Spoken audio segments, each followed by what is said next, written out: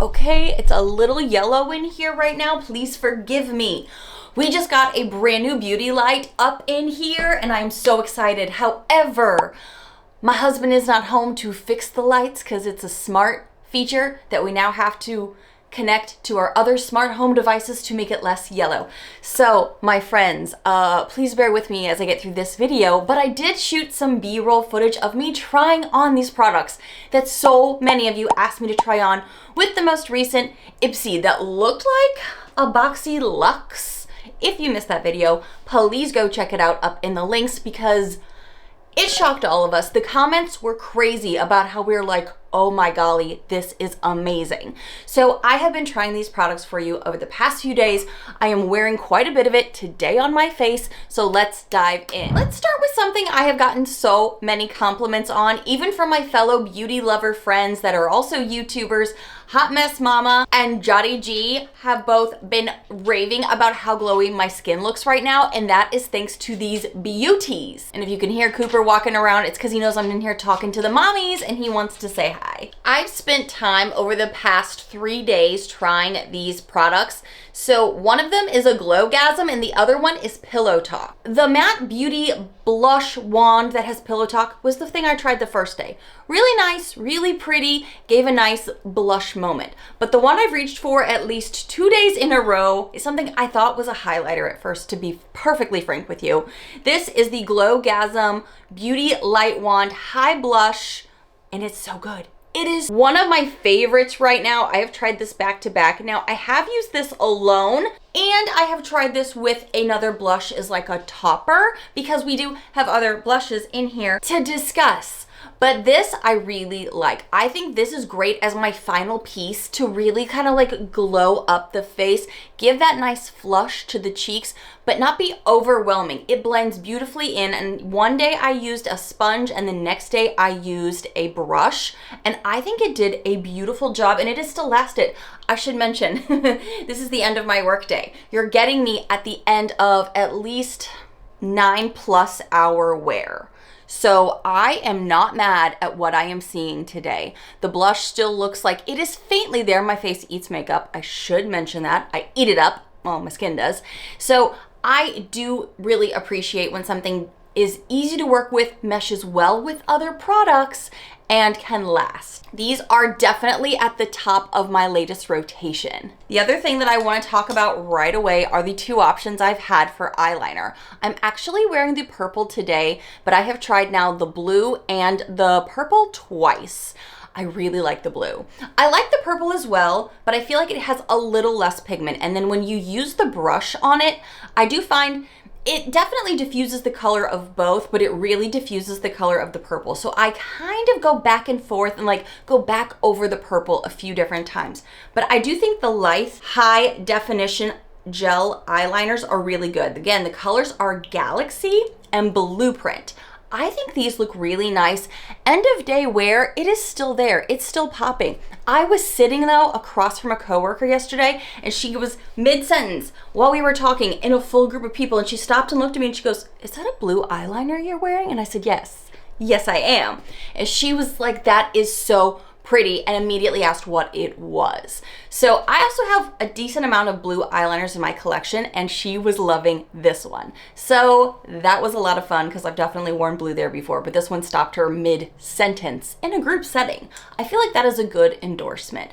Easy to apply, easy to kind of smudge a bit too. I was concerned at first when I was swatching it in the first video that it was gonna be a little too stiff of a product to smudge too quickly.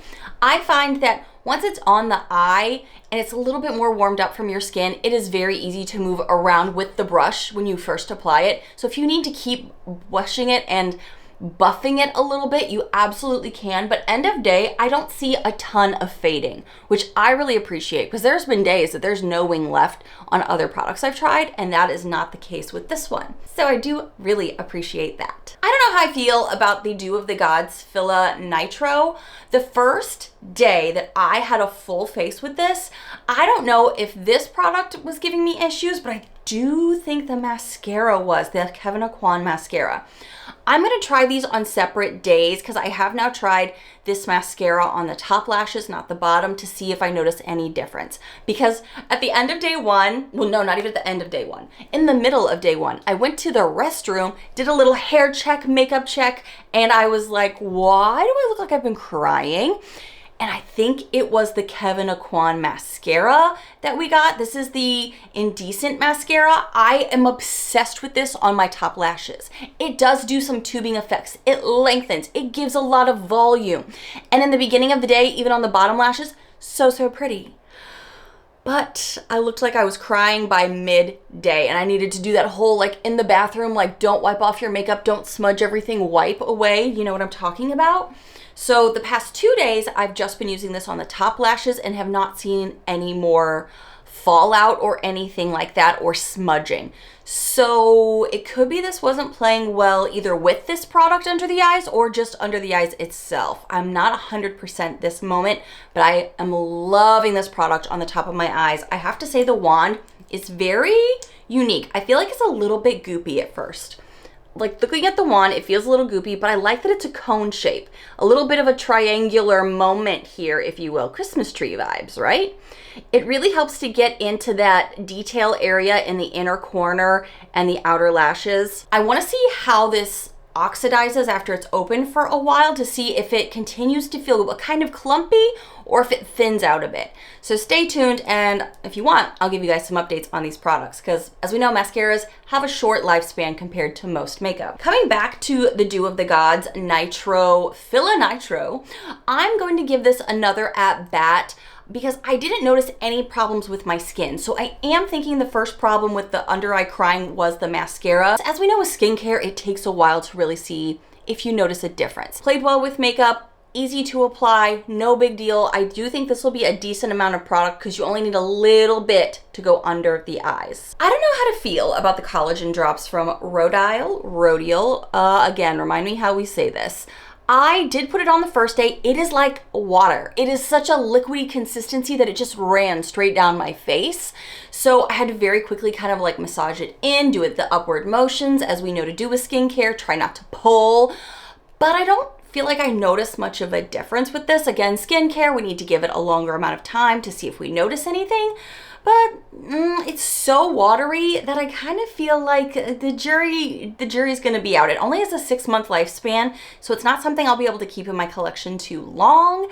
So stay tuned, be subscribed. I'll give you an idea on if I notice anything over the weeks ahead. Can we talk about the House Labs blush? I didn't think I was going to like this, mostly based on the fact that the consistency kind of looked like, it is a little dirty because I do put it on with the rest of my makeup on, a little, I don't know, I was worried it was going to be a little too crayon-y of a formula or maybe be too bold.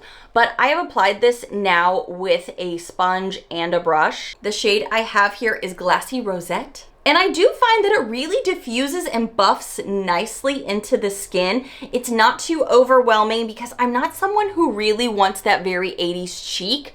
I want something that's gonna be the flushness of a pinky hue, but not anything that's gonna be just like a ton of pink on my face. It doesn't work well for my skin tone. But I think this lasts beautifully. It complements very well with the Charlotte Tilbury. I think that it's gonna be a really nice product to add to my collection.